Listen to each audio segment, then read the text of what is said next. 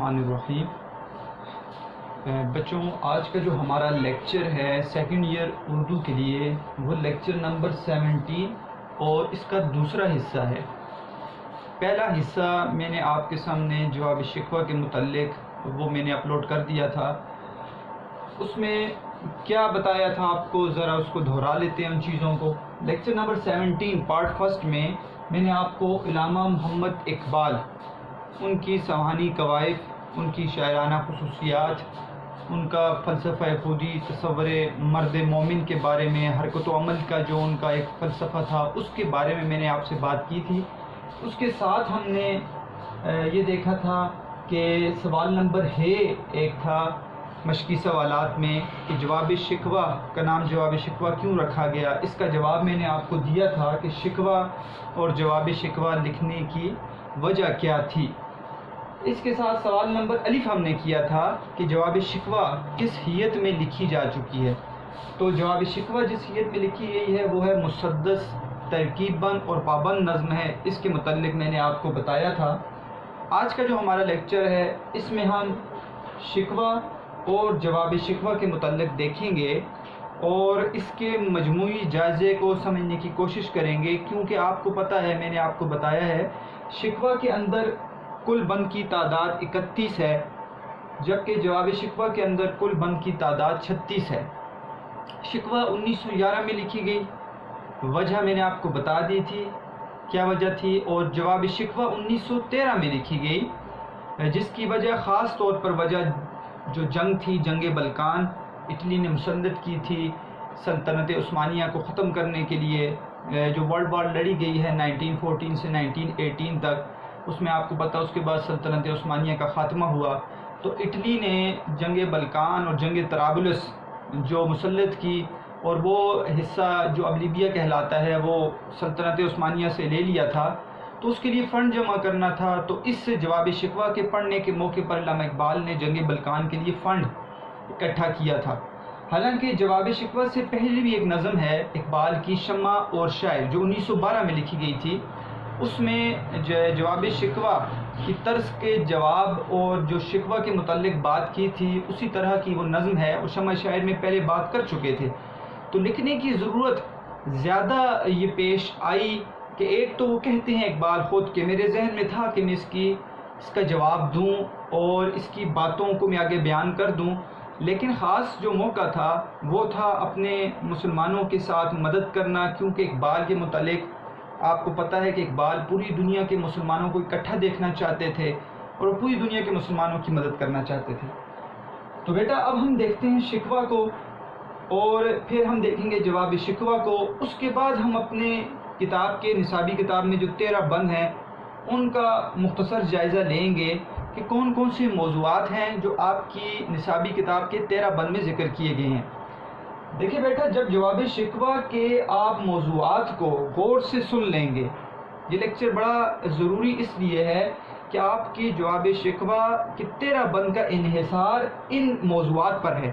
اگر آپ ان موضوعات کو سمجھ لیں گے اور میری بات کو آپ نے اپنے ذہن میں ڈال دیا تو آپ کا یہ جواب شکوہ کی تشریح اور اس کو سمجھنا مشکل بات نہیں ہوگی۔ ویسے اگر آپ جواب شکوہ پڑھیں گے تو اس کا پس منظر ہے پورا، تو پھر آپ کو وہ سمجھنا مشکل ہوگا، کیونکہ اقبال کے آپ کو پتہ ہے ایک تو یہ ہے کہ ان کی جو تراکیب استعمال کی گئی ہیں فارسی کی وہ مشکل ہوتی ہیں، مشکل الفاظ ہیں بیچ میں، تو وہ سمجھنا میں تھوڑی سی مشکل پیش آتی ہے اسٹوڈنٹس کو۔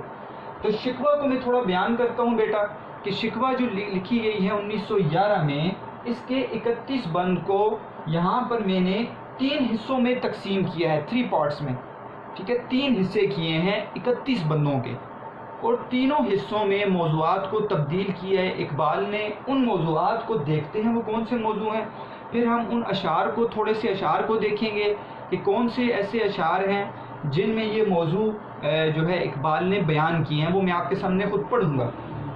پہلا حصہ جو شکوہ کا ہے وہ پہلے بند سے لے کر 13ویں بند تک ہے، 13ویں بند تک، ٹھیک ہے۔ اس کا مطلب ہے کل 13 بند ہیں پہلے حصے میں۔ دوسرے حصے میں 14ویں بند سے لے کر 25ویں بند تک ذکر ہے، جبکہ تیسرا حصہ اور آخری حصے میں 26ویں بند سے لے کر 31ویں بند تک ذکر کیا گیا ہے۔ پہلا حصہ جو آپ کے سامنے ہے وہ پہلے بند سے 13ویں بند تک ہے، اس میں بھی 2 حصے ہیں۔ پہلا حصہ پہلے بند اور دوسرے بند پر مشتمل ہے۔ اقبال نے شکوہ لکھی جب پہلے بند سے شروع کیا تو پہلے اور دوسرے بند میں کیا بات بیان کی، اس کا موضوع کیا تھا؟ وہ موضوع تھا شکوہ کرنے کی وجہ۔ اقبال نے یہ بتایا کہ میں شکوہ کیوں کر رہا ہوں۔ دیکھیں، ذہن میں رکھنا ہے، اقبال کی طرف سے شکوہ نہیں ہے، یہ صرف اقبال کی زبان نہیں ہے۔ اقبال اس وقت اس دور کے مسلمانوں کی فریاد کو اللہ تعالیٰ کے سامنے پیش کر رہے ہیں۔ تو یہ فریاد، یہ شکوہ جو ہے، یہ اس دور کے مسلمانوں کی طرف سے ہے جو خدا کے حضور پیش کیا گیا ہے۔ تو شکوہ فریاد کرنے کی وجہ پہلے 2 بند میں بیان کی ہے۔ وہ کیا ہے؟ اس کو ہم تھوڑا سا پڑھتے ہیں اور دیکھتے ہیں۔ میں نے آپ کی طرف شکوہ اور جواب شکوہ پوری PDF میں بھیج دی تھی، امید ہے آپ کو وہ مل گئی ہوگی۔ شکوہ جب میں پڑھاتا ہوں تو میں اس طرح کرتا ہوں، بیٹا یہ دیکھیں آپ کے سامنے ہے میری کتاب میں نے شکوہ کو یہاں پر اس کے صفحے کو یہاں پر لگایا ہوا ہے ساتھ جواب شکوہ سے پہلے۔ کتاب میری کافی پرانی ہو چکی ہے، 5-6 سال گزر چکے ہیں اس کتاب کے، کافی پرانی ہو چکی ہے، لیکن اس کتاب کو میں اس لیے اپنے پاس رکھتا ہوں، میں اپنے اسٹوڈنٹس کو بتاتا ہوں، آپ کو بتاتا ہوں، تاکہ آپ کے اندر بھی لگن پیدا ہو کہ کتاب کو آپ نے اچھا بنانا ہے، کتاب کے اندر آپ نے لکھنا ہے۔ یہ کتاب ہی سارا کچھ ہے آپ کے لیے۔ آپ کاپی نہ کریں چیزوں کو، اور کتاب کو خود سرچ کریں، خود چیزوں کو پڑھیں اور اپنی کتاب کے اوپر نوٹ کریں تاکہ آپ کے علم میں اضافہ ہو۔ آپ وہ چیزیں بھی نوٹ دیکھیں، ان سوالات کو بھی دیکھیں جو آپ کو نوٹس میں نہیں ملتے۔ تو اس لیے میں نے شکوہ یہاں پہ لگایا ہوا ہے اور اس کی کاپی میں تمام اسٹوڈنٹس کو دے دیا کرتا ہوں۔ تو اس کو ہم پہلے شکوہ کو یہاں سے پڑھتے ہیں، ادھر سے دیکھتے ہیں۔ اس میں پہلے 2 بند میں اقبال نے شکوہ کرنے کی کیا وجہ بیان کی ہے۔ اقبال شروع کرتے ہیں اپنے شکوہ نظم کو اس مصرعے سے کہ کیوں ضیاءکار بنوں سود فراموش رہوں۔ کہتے ہیں اقبال کہ میں کیوں اپنا نقصان کرنے والا بنوں اور نفع سے غافل رہوں، فکر فردا نہ کروں محو غم دوش رہوں، میں کل کے آنے کی فکر نہ کروں اور ماضی کے حالات کو سنتا رہوں اور ماضی کا غم کر کے بیٹھ جاؤں، نالے بلبل کے سنوں اور ہمہ تن گوش رہوں، میں بلبل کے رونے کی آواز کو سنوں اور اس کو غور سے سنتا رہوں، ہم نوا میں بھی کوئی گل ہوں کہ خاموش رہوں۔ اے میرے دوستوں، میں کوئی پھول نہیں ہوں کہ خاموش رہوں۔ اللہ تعالیٰ نے مجھے زبان دی ہے، مجھے طاقت دی ہے کہ میں اللہ تعالیٰ کے سامنے فریاد پیش کر سکتا ہوں۔ جرت آموز تیری تاب سخن ہے مجھ کو، یہ طاقت بولنے کی یہ اللہ تو نے مجھے دی ہے، اور شکوہ اللہ سے خاکم بدہن ہے مجھ کو، میرے منہ میں خاک، خاکم بدہن میرے منہ میں خاک، کہ میں اللہ تعالیٰ کے سامنے فریاد اور شکوہ کرنے لگا ہوں۔ اگلا بند جو بڑا اہم ہے، جس میں اقبال ابھی بیان کریں گے شکوہ کرنے کی کیا وجہ ہے، کہتے ہیں ہے بجا شیوہ تسلیم میں مشہور ہے ہم، اس میں کوئی شک نہیں ہے کہ ہم اطاعت میں مسلمان سب سے آگے ہیں، قصہ درد سناتے ہیں کہ مجبور ہیں ہم۔ یہ مصرع بیٹا، یہ دیکھیں شکوہ کرنے کی وجہ کیا ہے، قصہ درد سناتے ہیں کہ مجبور ہیں ہم۔ اقبال سمجھ رہے ہیں کہ اب ہم اپنے درد کا قصہ سنا رہے ہیں اس لیے کہ اب ایسے حالات ہو گئے ہیں کہ اب ہم برداشت نہیں کر سکتے، ہم مجبور ہو چکے ہیں، اور اس قصے کو نہ سنانا کہتے ہیں کہ میں امت مسلمہ کی طرف سے غداری سمجھتا ہوں۔ کیوں؟ یہ لوگوں کی زبان ہے، لوگوں کے خیالات اور جذبات ہیں اس دور کے اندر۔ ساز خاموش ہے، فریاد سے معمور ہے ہم، کہتے ہیں ساز جو ہے وہ خاموش ہے اور فریاد سے ہم بھرے ہوئے ہیں، ہمارے اندر فریاد ہے، تو نظر آ رہا ہے یہ فریاد ہے شکوہ۔ نالا آتا ہے اگر لب پہ معذور ہیں، اگر ہم رونا اور گڑ گڑا رہے ہیں اور فریاد کر رہے ہیں، اگر زبان سے اس کو بیان کر رہے ہیں تو یہ ہماری معذوری ہے، ہم اس کے علاوہ کچھ چارہ ہمارے پاس نہیں ہے۔ اے خدا شکوہ ارباب وفا بھی سن لے، اے میرے رب اہل وفا والوں سے تو ذرا شکوہ بھی سن لے، فریاد بھی سن لے، خوگر ہم سے تھوڑا سا گلا بھی سن لے، جو تیری حمد بیان کرتے ہیں، جو تیری تعریفیں بیان کرتے ہیں، ان سے تھوڑا سا تو فریاد، ان کا گلا بھی سن لے۔ تو شکوہ کرنے کی وجہ بتا دی کہ قصہ درد سناتے ہیں کہ مجبور ہیں ہم، کہ میرے خدا ہم اپنا درد کا قصہ اس لیے سنا رہے ہیں کہ ہم مجبور ہیں۔ اب شکوہ کرنے کی وجہ یہ ہے کہ اس دور میں مجبوری تھی، اگر وہ یہ بات نہ کرتے اور مسلمانوں کی زبان سے نہ، تو مسلمانوں کو کیسے پتہ چلتا کہ وہ حالات ان پر کیوں آئے۔ وہ حالات جو انہوں نے خود لائے ہیں یہ اللہ کی طرف سے ہیں، تو جیسا وہ عمل کرتے ہیں ٹھیک ہے ویسے ہی حالات نیچے آتے ہیں، اور مسلمان اپنے آپ کو محبوب امت سمجھ کر اس بات پر رو رہے تھے کہ ہم تو محبوب امت ہیں، اور ہم تو ایک وقت میں جو ہے وہ سلطنت عثمانیہ اور مغلیہ بادشاہت اور پوری دنیا پہ حکومت کرنے والے ہیں، اب کیوں ہم غلام بن گئے ہیں؟ تو یہ ایک شکوہ کرنے کی وجہ پہلے 2 بند میں بیان کرنے کے بعد اقبال نے تیسرے بند سے لے کر 13ویں بند تک اسلاف کے کارناموں کا ذکر کیا ہے، یعنی کہ ہمارے آباء و اجداد جنہوں نے اسلام کی خاطر قربانیاں دی ہیں ان کے کارناموں کو سنت تلمیح کے طور پر اقبال نے پیش کیا ہے۔ وہ کس طرح تیسرے بند سے 13ویں بند میں کچھ بند میں آپ کے سامنے پڑھتا ہوں جس میں آپ کو سمجھ آ جائے گی کہ کیسے اقبال نے اسلاف کے کارناموں کا ذکر کیا ہے۔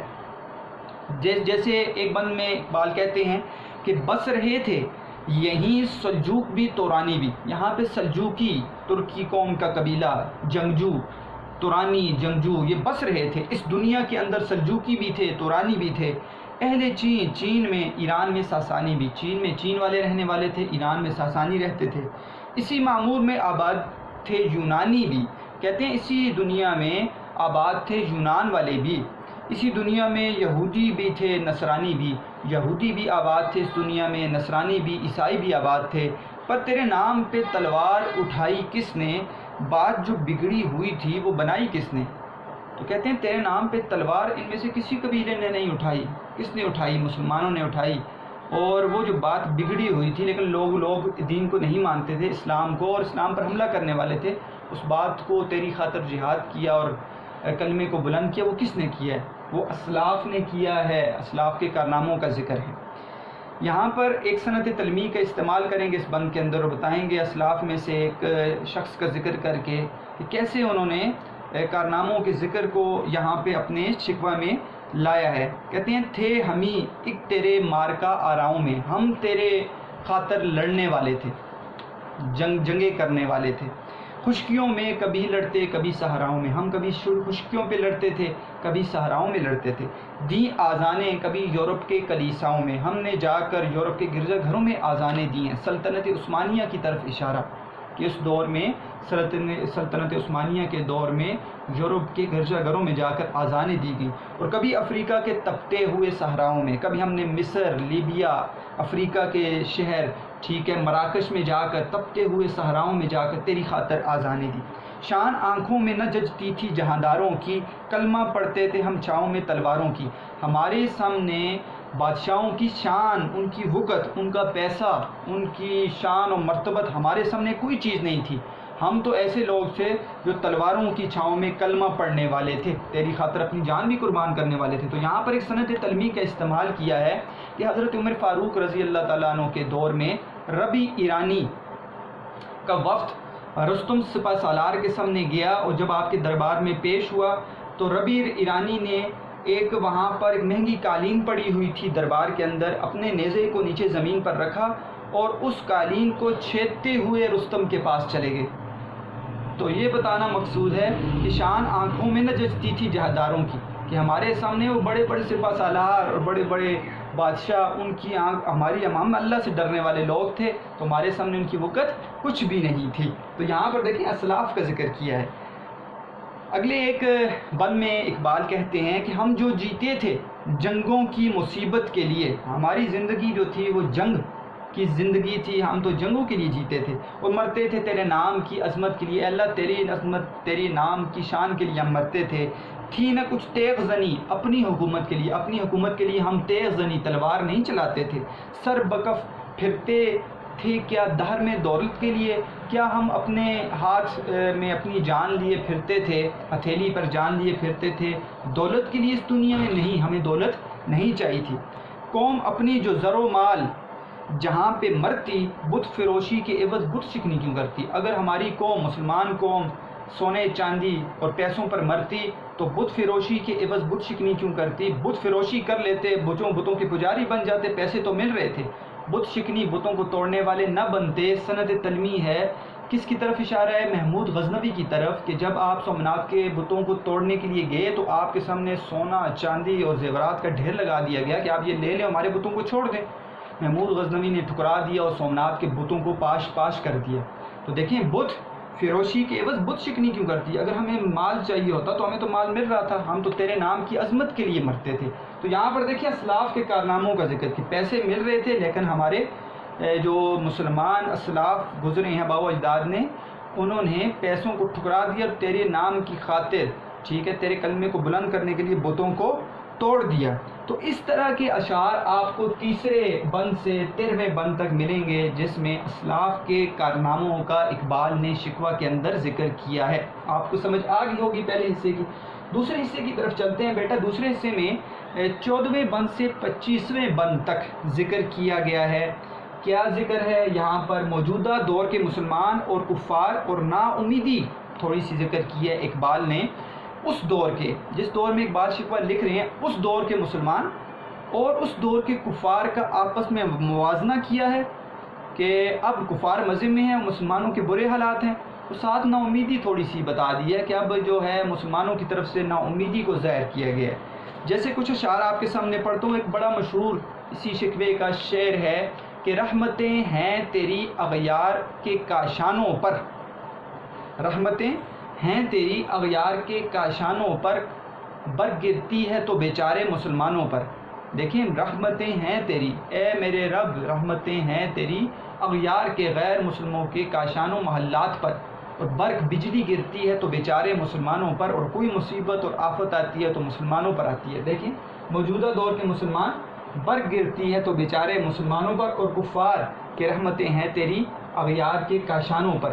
نا امیدی کا ذکر کر دیا ہے کہ اب جو حالات ایسے ہیں کہ اس میں مسلمانوں کے اوپر مصیبتیں آ رہی ہیں اور کفار جو ہیں وہ مزے میں ہیں۔ اسی طرح کے ایک اور شعر اس حصے کے اندر 14ویں سے 25ویں بند کے اندر ذکر کیا ہے اقبال نے کہ اب وہ الطاف نہیں، ہم پہ عنایات نہیں، بات یہ کیا ہے کہ پہلی سی مدارات نہیں، اب وہ عنایتیں اے اللہ، وہ خاطر مدارت، وہ لطف و کرم تیرا اب وہ مٹ چکا ہے، ٹھیک ہے۔ اور موجودہ دور کے مسلمان جو ہیں وہ مشکل حالت میں وہ موجود ہیں، اے اللہ اب پہلی سے حالات ہمارے نہیں رہے، اور اس طرف نا امیدی جو ہے وہ ظاہر کر رہے ہیں کہ میرے رب اب ہماری حالات ویسے نہیں رہے۔ تو یہاں پر صرف اور صرف اقبال نے موجودہ دور کے مسلمانوں کو اور کفار کو ساتھ نا امیدی کا ذکر کیا ہے اپنے اس جو ہے شکوہ کے حصے کے اندر۔